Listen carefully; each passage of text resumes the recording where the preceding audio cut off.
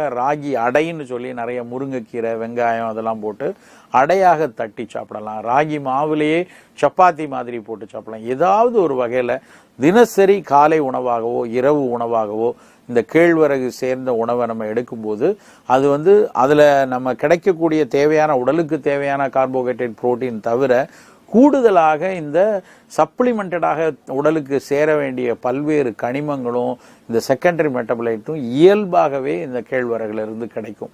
அப்புறம் இன்னொரு முக்கியமான விஷயம் என்ன அப்படின்னா, கேழ்வரகை நல்லா அடை மாதிரி தட்டி சாப்பிடும் பொழுது அதனுடைய உணவு ஒரு லோ கிளைசிமிக் உணவாக இருக்கும். சர்க்கரை நோயாளிகளுக்கு சர்க்கரை சத்து மேகமாக ரத்தத்தில் சேரக்கூடாது, மெதுவாக கொடுக்கணும். சர்க்கரை சத்தும் வேணும், ஆனால் அது ரத்தத்தில் மெதுவாக உட்கிரகிக்கப்பட்டால்தான் அவர்களுக்கு அந்த இரத்த குழாய்களில் டேமேஜஸ் ஏற்படாது. ஸ்மால் வெசல் டேமேஜ்னு சொல்லுவாங்க. சர்க்கரை நோயாளிகளுக்கு அப்படி